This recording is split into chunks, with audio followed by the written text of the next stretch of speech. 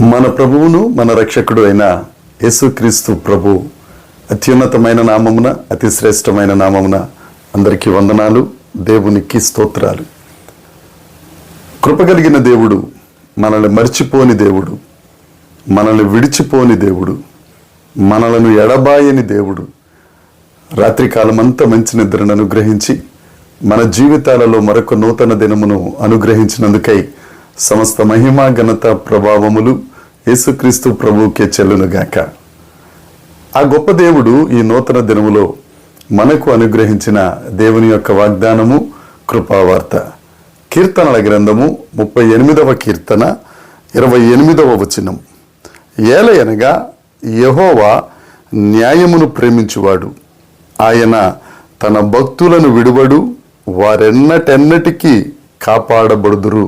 కానీ భక్తిహీనుల సంతానము నిర్మూలమగును. దేవునికి మహిమ కలుగునుగాక, దేవునికి స్తోత్రం కలుగునుగాక. ప్రభువునందు అత్యంత ప్రియమైన వారలరా, మన దేవుడు తన భక్తులను విడువని దేవుడు. ఆయన విడిచిపెట్టే దేవుడు కాదు. ఆయన విడువడు కానీ అని దీర్ఘం తీయటానికి ఆయన మధ్యలో వదిలేసే దేవుడు కాదు. ఆయన విడువని దేవుడు. దేవునికి స్తోత్రం. ఆయన తన భక్తులంటే ఎవరు? భక్తులంటే ఏదైనా ఒక కార్యక్రమం జరుగుతూ ఉంటే ఒక అనౌన్స్మెంట్ వస్తుంది. భక్తులందరికీ తెలియపరుచున్నదేమనగా, ఈ ప్రాంగణంలో సినిమా ప్రదర్శింపబడుతుంది, చూసి ఆనందించండి. సినిమా చూసి ఆనందించే వాళ్ళు భక్తులా? వాళ్ళు భక్తులు.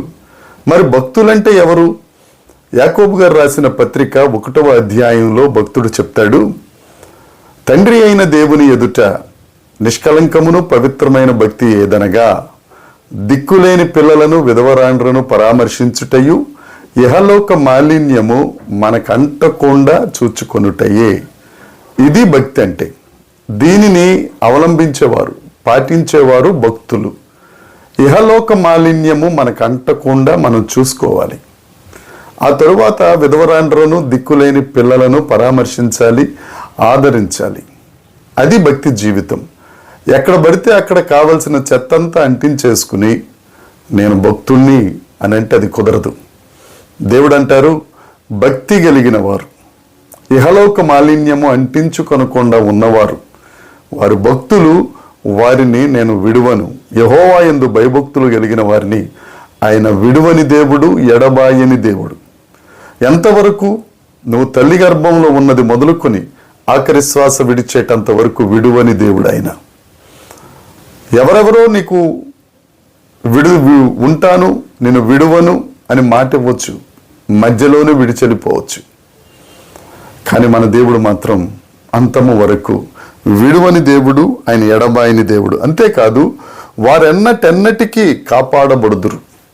ఆయన విడవడమే కాదు, నిన్ను కాపాడుతూ ఉంటారు. ఎవరైతే ఆయన యందు భయభక్తులు కలిగి ఉంటారో వారిని విడువక నేను ఎన్నటెన్నటికీ, ఏదో కొంతకాలం కాపాడి ఆ కొంతకాలం అయిపోయిన తర్వాత నాకు సంబంధం లేదులే వెళ్ళిపోతానులే అని చెప్పే దేవుడు కాదు ఆయన. ఎన్నటెన్నటికీ కాపాడే దేవుడు.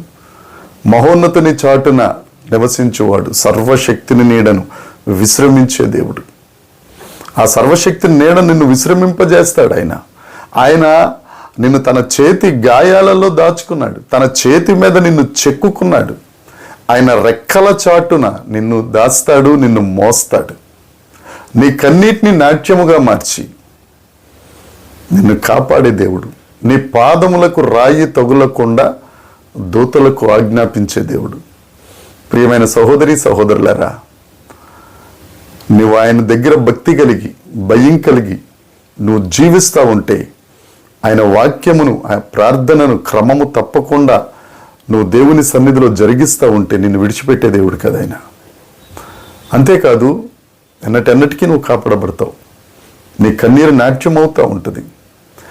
ఎవరెన్ని ప్రయత్నాలు చేసినప్పటికీ దేవుడిని పక్షాన ఉన్నాడు గనుక, ఆయన నిన్ను విడవలేదు గనుక తప్పక నువ్వు కాపాడబడతావు, సంరక్షించబడతావు.